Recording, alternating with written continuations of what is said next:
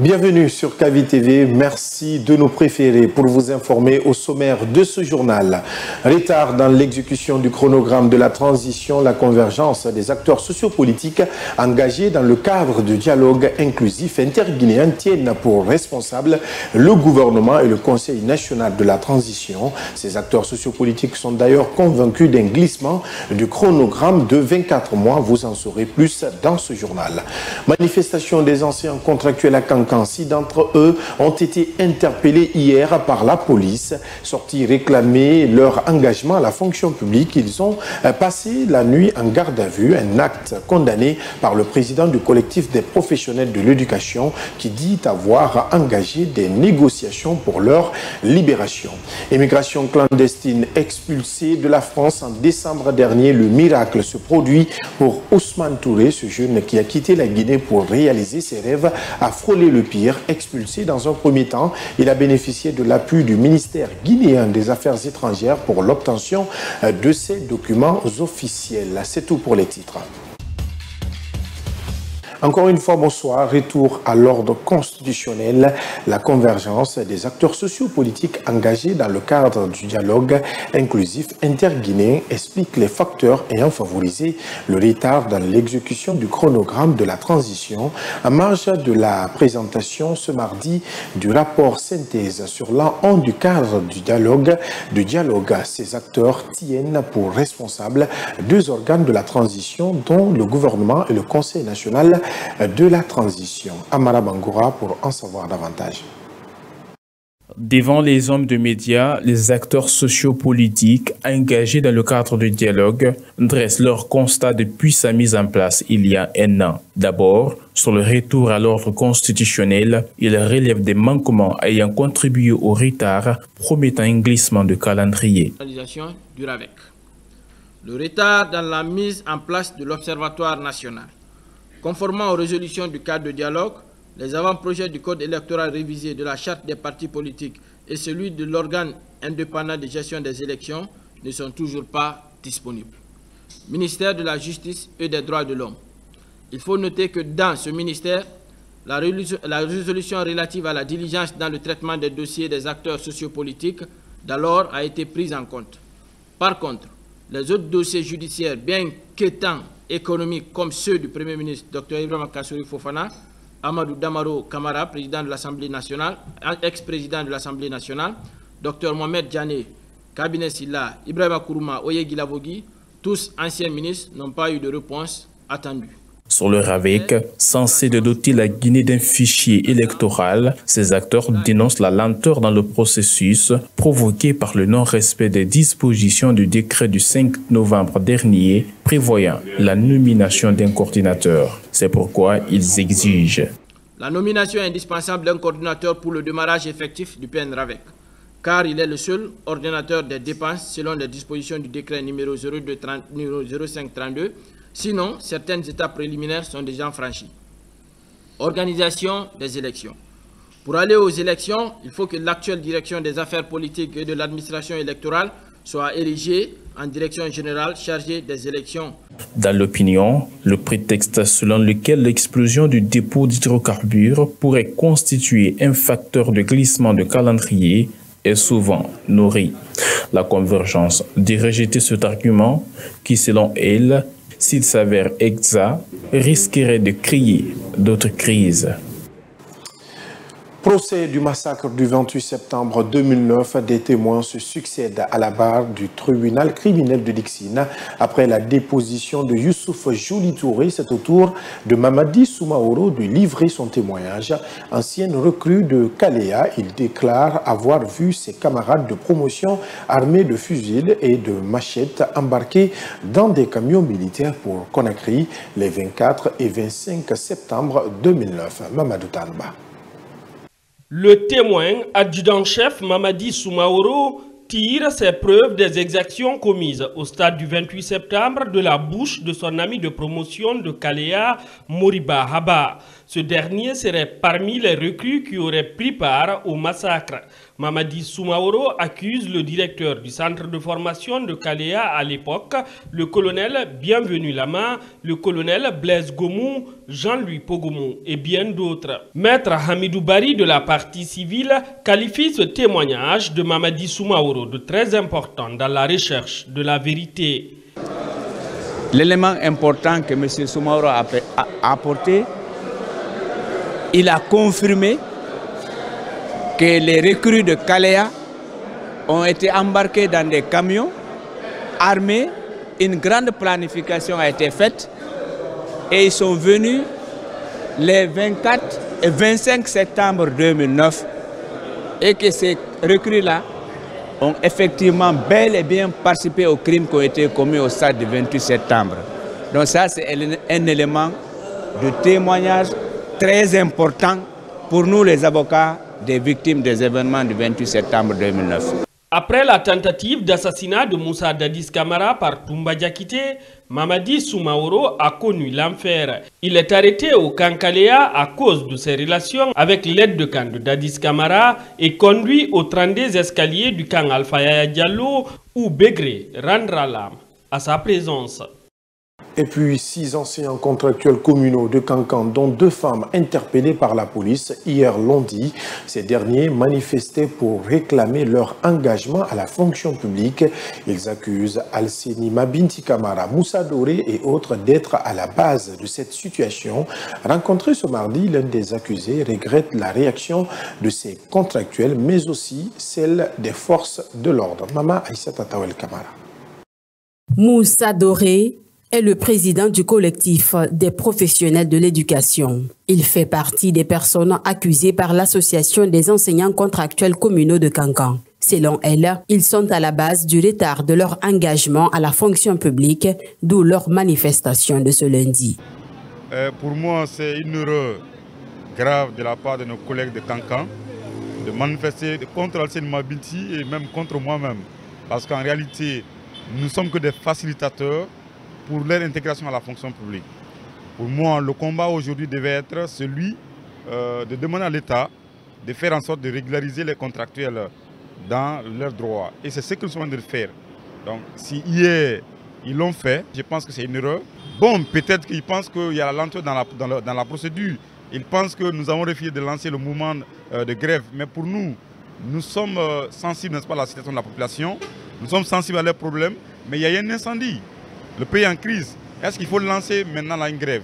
Donc pour nous, c'est pourquoi on a dit qu'il faut d'abord négocier avec les autorités jusqu'à la fin de ce mois. Lors de ce mouvement, plusieurs manifestants ont été arrêtés, dont une femme trimballée au sol par des agents. Moussa Doré condamne ce acte. Pour nous, c'est un comportement en réalité qui n'est pas normal parce que ce ne sont pas des bandits, ce ne sont pas des délinquants, c'est des anciens contractuels qui ont fait 9 mois sans salaire et qui ont repris les coups cette année.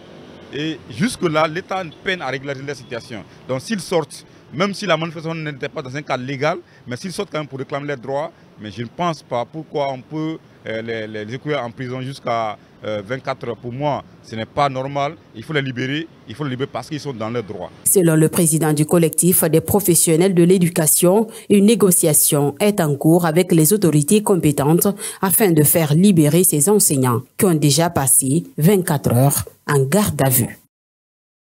Rien ne va plus. Osleg Kadiatouba et son groupe portent plainte contre Aboubakar Souma et certains membres de sa structure syndicale.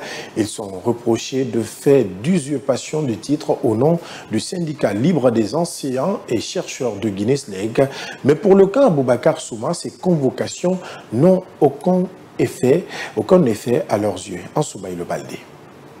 Les plaintes portées par Dame Kadiatouba et ses collègues contre Aboubakar Souma et 3 autres sont déposées au niveau de la Direction centrale des investigations judiciaires de la Gendarmerie nationale. Moustapha Souma, premier secrétaire chargé aux conflits et négociations auprès du SLEG de Kadiatouba, revient. Nous avons été victimes d'une offense de la part de certains de nos camarades à travers leurs agissements, ce qui nous a poussé à porter plainte contre eux.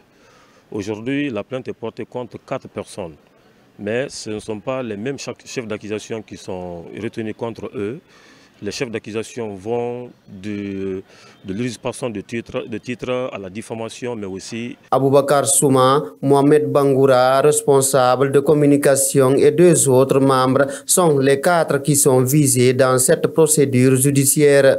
En réaction à cette actualité, Mohamed Bangoura, proche d'Aboubakar Souma, déclare que ces plaintes ne les effraient nullement dans leur lutte syndicale. Pour nous, ça n'a pas d'effet puisque nous sommes des citoyens libres. Nous avons décidé de répondre à la convocation, mais fort malheureusement, on nous a fait comprendre que la gendarmerie était occupée et que le samedi et le vendredi, ce n'était pas possible. Donc cela fut reporté pour le lundi avant-hier. Nous nous sommes rendus et à notre fort étonnement, la convocation est encore reportée pour demain, mercredi 17 janvier.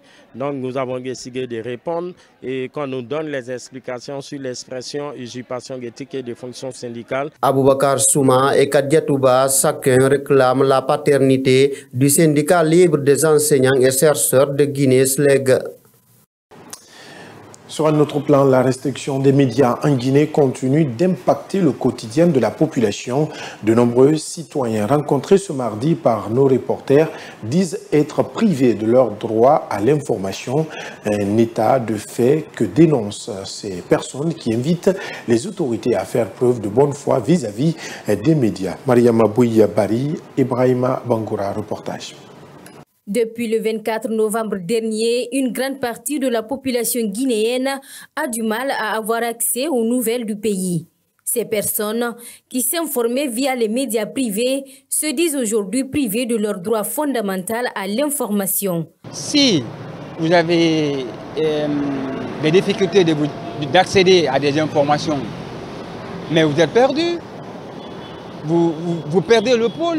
Vous ne savez même pas ce qui se passe, même dans votre pays, vous n'êtes pas informé. Vous voulez avoir des informations d'ici et d'ailleurs, vous ne pouvez pas accéder à ça. Vous restez presque dans l'ombre. Actuellement, nous sommes dans l'obscurité. Nous ne savons rien de ce qui se passe dans le pays. On suivait le journal à travers les télévisions privées et maintenant ils sont tous fermés. C'est les autorités qui savent pourquoi ils le font. Seul Dieu peut nous sortir de cette situation. Au-delà de la restriction, le blocus de l'Internet complique davantage cet accès à l'information. Pour Madani Diallo, la situation va de mal en pire. Alors là, le jeu des hasards, même se connecter pour jouer, ça c'est des problèmes. Les appels, c'est des problèmes. Avoir des informations, c'est des problèmes. C'est pas du tout normal. Aboubakar Souma est un fidèle auditeur des radios privées. Pour lui, l'État doit mettre fin à cette restriction en vue de permettre à tous les Guinéens d'être au même niveau d'information. Les médias représentent le 4e pouvoir dans un pays. Et si les autorités nous privent de ces canaux d'information, comment serons-nous informés? Tout le monde n'est pas lettré. Le gouvernement doit libérer ces médias pour que nous puissions obtenir des informations sûres. Une restriction dont les autorités ne sont pas prêtes à lever de sitôt. La semaine dernière, c'est le site d'information Mosaïque Guinée qui est venu s'ajouter à la longue liste des médias inaccessibles dans le pays. Je vous l'annonçais en titre, expulsé de la France en décembre dernier, Ousmane Touré, citoyen guinéen, retrouve enfin le sourire dans le pays de ses ancêtres. Parti en France par la voie illégale, le jeune a désormais ses papiers qui lui permettent de circuler librement dans ce pays. L'implication de l'État guinéen a permis de faciliter son retour au pays de ses rêves qui n'est autre que la France. Hier lundi, Ousmane Touré a officiellement reçu ses documents des mains du ministre guinéen des Affaires étrangères, Ansoubaïlo Baldé. De l'illégalité à la légalité, c'est la voie que viennent de traverser Ousmane Touré, un jeune Guinéen expulsé de la France en décembre 2023. Le seul crime commis par ce Guinéen vivant depuis 5 ans en France est d'être irrégulièrement entré dans le pays. Il raconte sa mésaventure. Au réveil du 23, 6h30, on m'a réveillé pour l'aéroport de Bordeaux. Arrivé à Bordeaux, j'ai encore appelé mon patron, que je l'appelle papa, et pour lui expliquer mon cas. Il me dit, ok, calme-toi, je vais appeler ton avocat. On a contacté mon avocat, il a fait son mieux, mais ce n'est pas marché. Et vers 11h, à Bordeaux, on m'a pris pour Paris, 15h. Je me suis retrouvé en Guinée vers 21h, 21h30. Bon, c'était ce qui est, mais je ne sais pas le soir. Saisi du dossier, l'État guinéen n'a pas tardé à réagir face à la situation difficile de son citoyen illégalement expulsé de France. Avec l'implication du ministre des Affaires étrangères, de l'intégration africaine et des Guinéens établis à l'étranger, Ousmane Touré a retrouvé le sourire à Conakry. Tous ses documents de voyage et de travail ont été régularisés. Cela pour lui permettre de retourner et de circuler librement sur le territoire français. Nous avons pu redonner à notre concitoyen, à notre compatriote, sa dignité et ses droits.